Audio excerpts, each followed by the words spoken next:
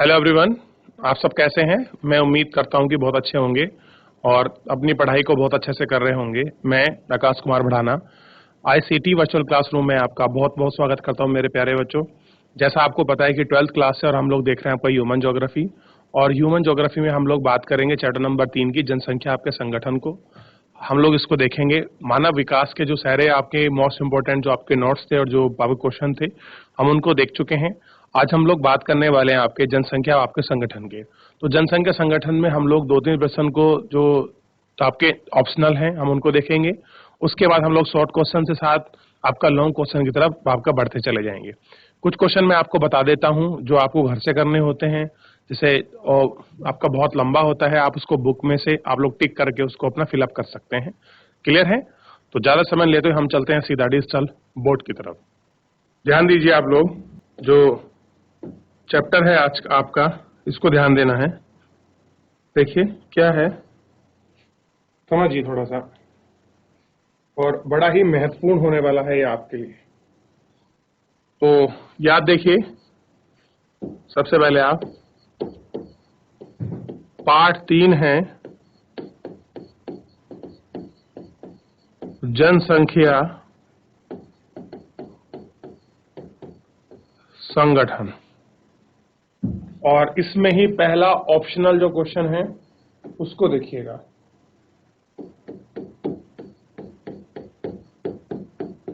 निम्नलिखित में से किसने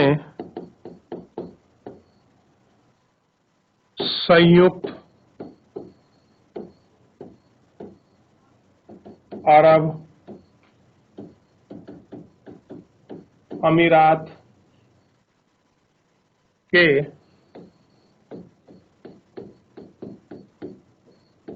लिंग अनुपात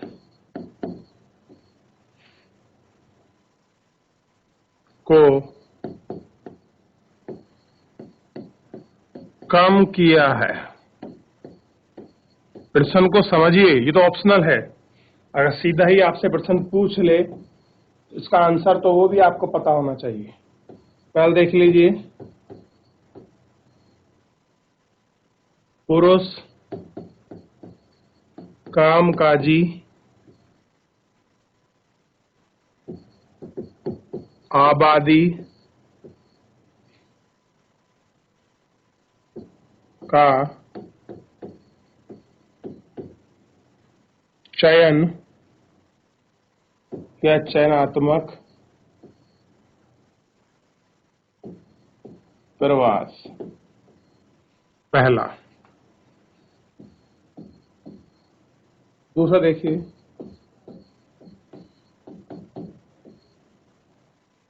पुरुषों की उच्च जन्म दर। क्या देख लीजिए,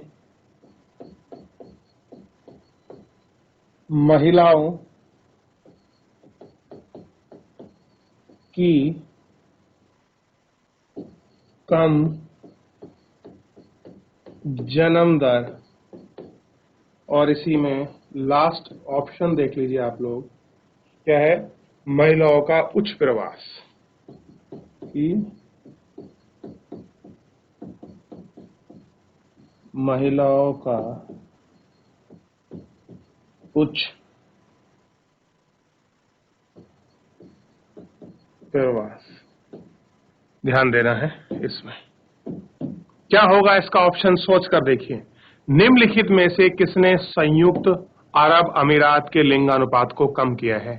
ऐसा क्या कारण है इनमें से कि जो संयुक्त अरब अमीरात में लिंगानुपात कम मिलता है या कम पाया जाता है? उसके क्या रीजन है वो हमको इसमें ढूंढ के बताने हैं।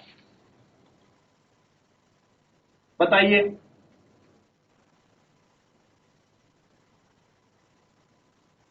बताइए बच्चों,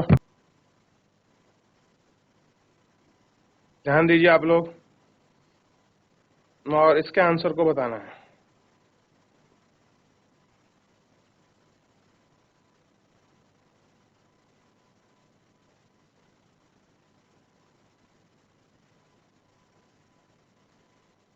चलिए, नहीं बता रहे, मैं आंसर बताऊं फिर।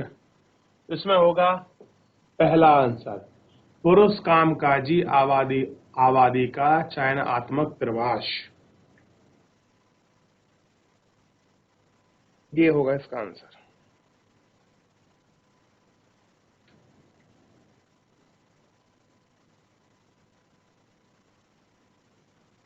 क्या बच्चों?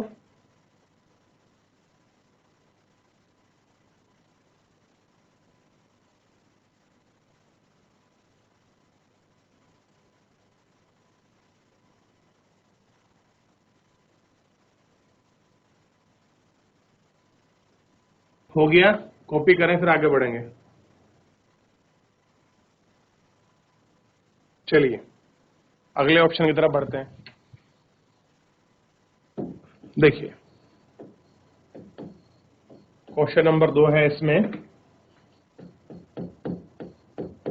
कि निम्नलिखित में से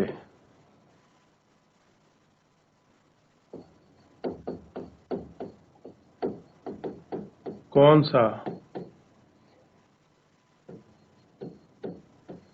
आंकड़ा जनसंख्या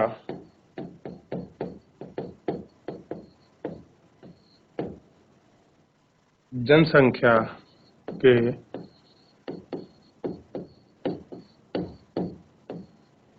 कार्यशील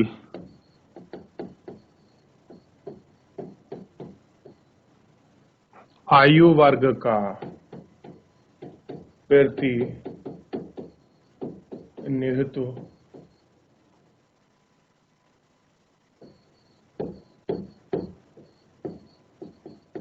करता है। चलिए क्या देख लीजिए इसका।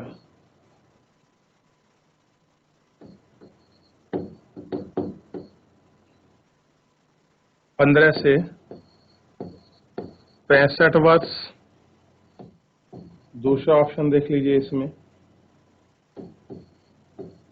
15 से 64 वर्ष, सी देख लीजिए 15 से 66 वर्ष, घ देख लीजिए 15 से 59 वर्ष। बड़ा ही इंपॉर्टेंट क्वेश्चन है, इसको वेरी इंपॉर्टेंट कर लीजिए। बताइए मुझे बच्चों, इस प्रश्न को बताइए क्या होगा इसमें आंसर। देख के बताइए मेरे को क्या होगा इसमें आंसर, किसको आप इसमें आंसर मानेंगे। करीब बताइए और फिर हम लोग आगे बढ़ेंगे कि निम्नलिखित में से कौन सा आंकड़ा जनसंख्या के कार्यशील आयु वर्ग का प्रतिनिधित्व करता है। और पढ़ाते समय मैं आपको सारी चीजें एक एक करके बहुत अच्छे से समझाया था। बताइए आप मुझे।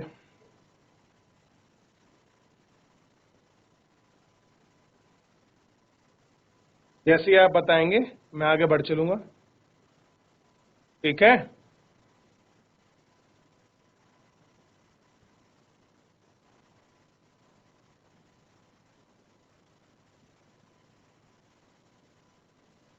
चलिए ध्यान रखिए इसको।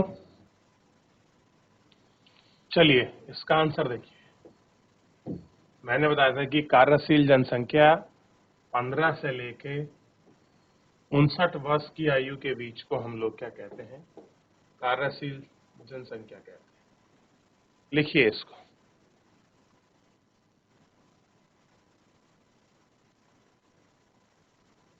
जल्दी लिखें।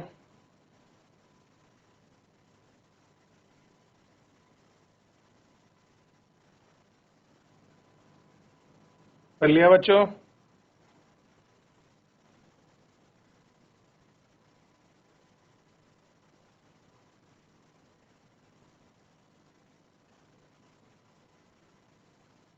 चलो जल्दी आंसर करिए, बस लास्ट 30 सेकंड।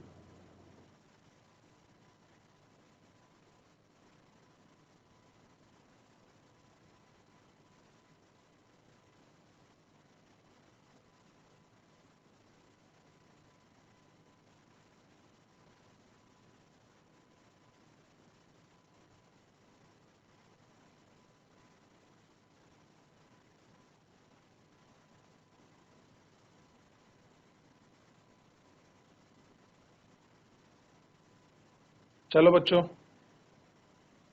आगे देखते हैं अगला प्रश्न।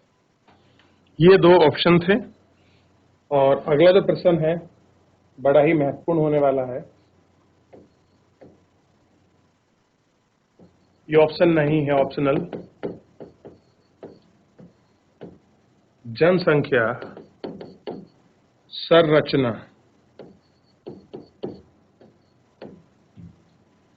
से आप क्या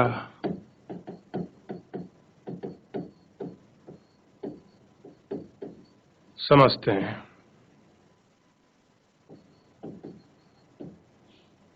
ये देखो, जनसंख्या संरचना से आप क्या समझते हैं? देख लीजिए, आपको साफ हो जाएगा। देखिए, अब इसको उत्तर लिखते हैं।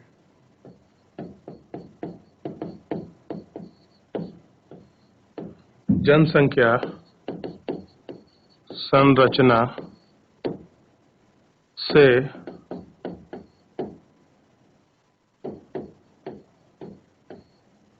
तात्पर्य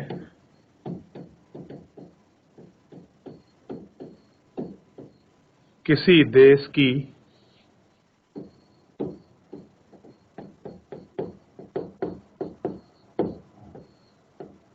जनसंख्या के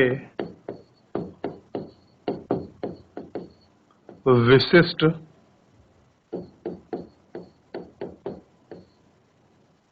गुणों से है,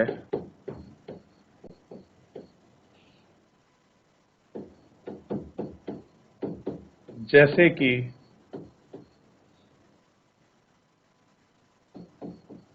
व्यायाम, या कह सकते हैं व्यवसाय,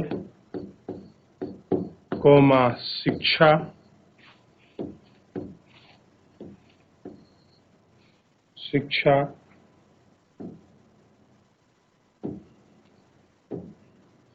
ये कहिएगी,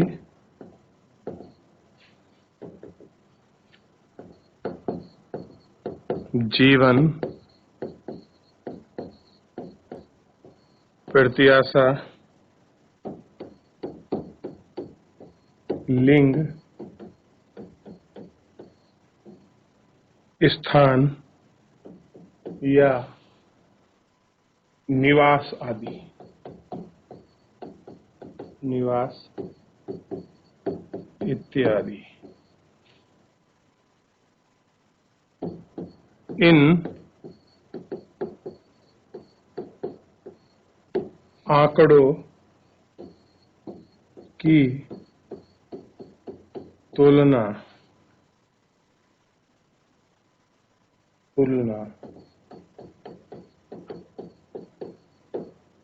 जनसंख्या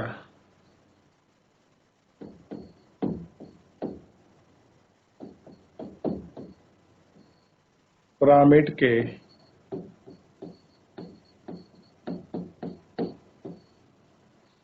उपयोग से समय के साथ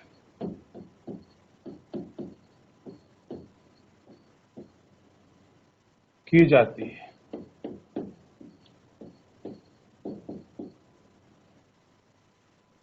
चलिए इसको कॉपी करें, फिर हम लोग आगे बढ़ेंगे।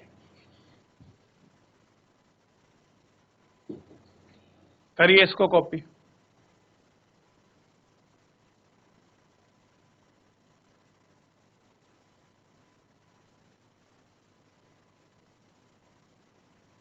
चलिए बच्चों, करिए, आगे बढ़ेंगे फिर। चलिए अच्छे से कॉपी करिए।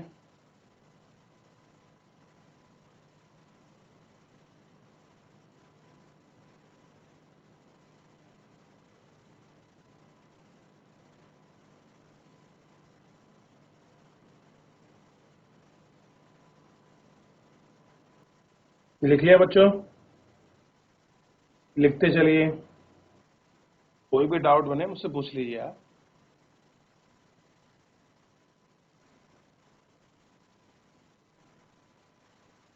चलिए बच्चों,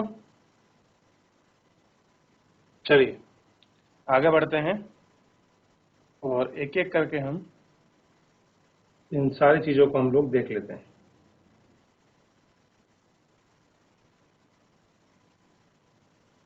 ठीक है, चलिए अगला प्रश्न देखिए। इसमें अगला प्रश्न क्या है, बड़ा इंपॉर्टेंट है।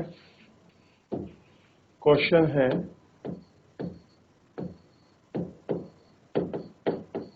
आयु संरचना से आप क्या समझते हैं? देखिए, आयु संरचना से आप क्या समझते हैं? तो जो आंसर है उसको देख लीजिए, समझ आएगा आपको। आयु संरचना विभिन्न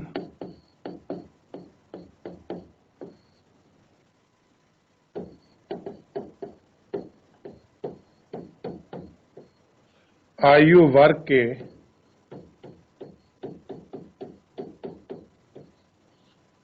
लोगों की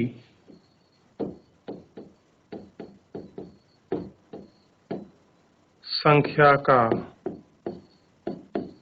प्रतिनिधित्व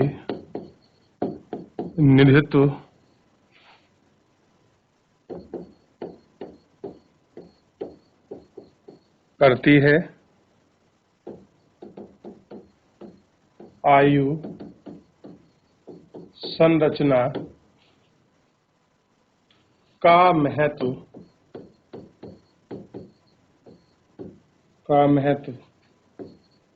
यह जनसंख्या का एक महत्वपूर्ण संकेत है। महत्वपूर्ण संकेत है, क्योंकि 15 से 59 आयु वर्ग में आबादी का एक बड़ी कार्यशील जनसंख्या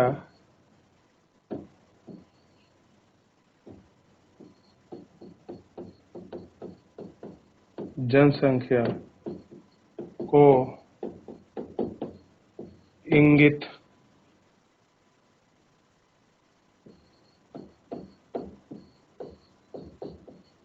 करता है। क्या करता है? इसको इंगित करता है। पहले इसको लिख लीजिए, फिर बाद में आगे कॉपी करेंगे। और भी है,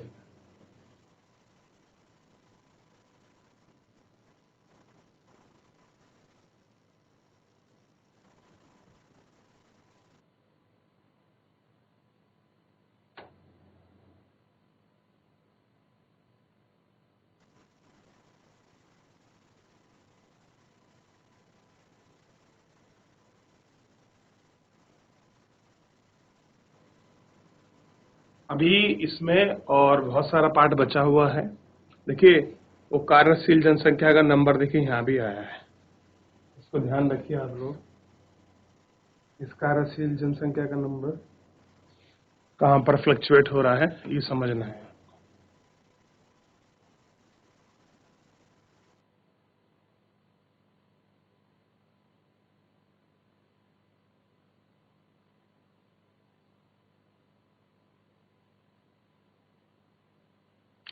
देखते रहिए कि आयु संरचना विभिन्न आयु वर्ग के लोगों की संख्या का प्रतिनिधित्व करती है।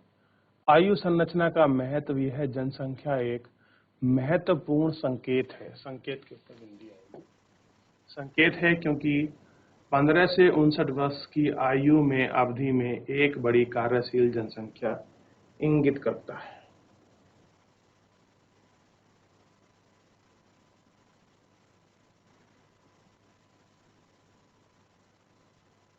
ठीक है।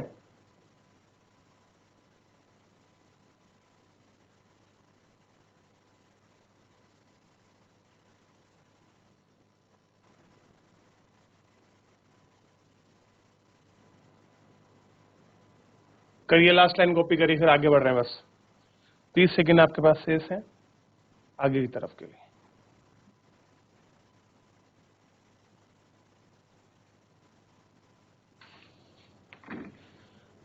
करिए जल्दी।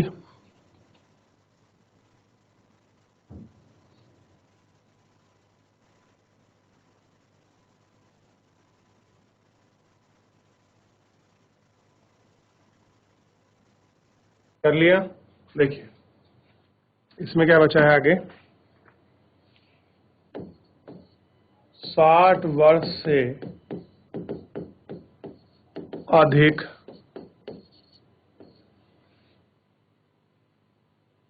अधिक की आबादी का एक बड़ा आकार,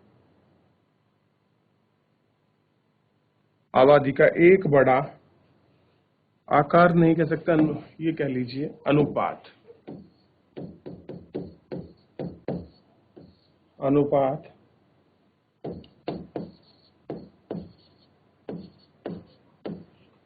एक वृद्ध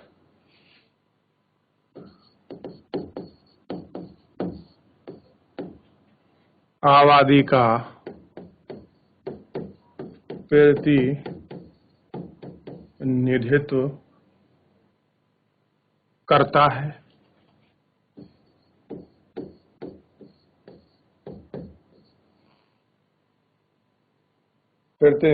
है।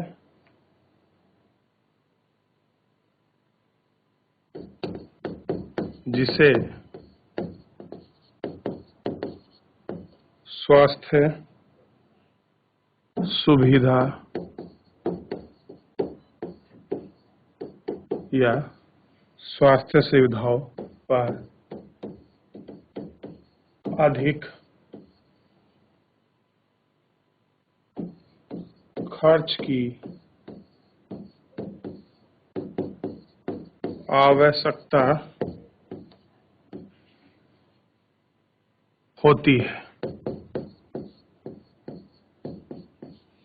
की आवश्यकता होती है।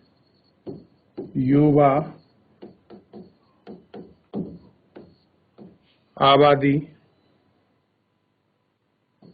के उच्च अनुपात का मतलब होगा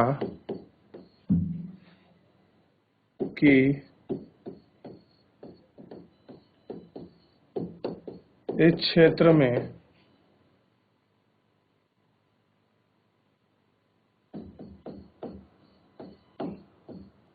जन्म दर अधिक है और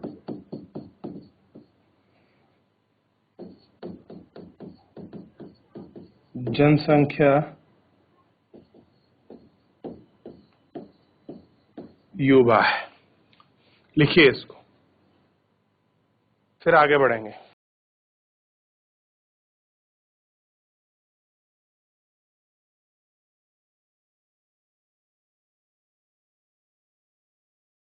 कॉपी कीजिए।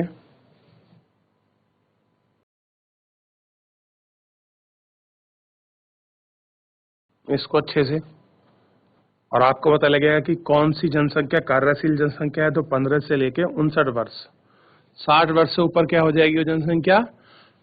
आबादी का प्रतिनिधित्व करेगी, लेकिन उसको सुविधाएं, आपका स्वास्थ्य सुविधाएं हमको अधिक देनी पड़ेगी, जो क्या हो जाएगा? अधिक खर्चीला है वो। ठीक है। और युवा आबादी में क्या होता है? उच्च अनुपात होता है, जिससे मतलब हमारी जन्म दर अधिक है और हमारी जनसंख्या कैसी है? युवा है। ये हमको ध्यान देना है। चलिए ध्यान दीजिए। तो बच्चों, आज के इस लेक्चर के अंतर्गत हमने जनसंख्या संगठन में हमने जो प्रश्न देखे हैं चारों, उन चारों प्रश्न का एक अपना महत्व है। आप उनका रिवीजन प्रॉपर करते रहिए। आप चैप्टर को एक बार घर जाकर जरूर रिवीजन कीजिए, क्योंकि जब आपने रिवीजन के समय आपने अगर चीजों को याद अच्छे से रख लिया होगा तो आज आपको उन चीजों को मेमोराइज करने में कोई आपको खास फर्क आपको नहीं दिखाई देगा, नहीं तो आपको थोड़ी समस्या आ रही होगी। तो बच्चों, आज के लिए इतना ही। मिलते हैं नेक्स्ट लेक्चर में। तब तक अपना ध्यान रखिए, स्वस्थ रहिए और अपनी पढ़ाई को बहुत अच्छे से करते रहिए। मुझसे जुड़ने के लिए आपका बहुत बहुत धन्यवाद।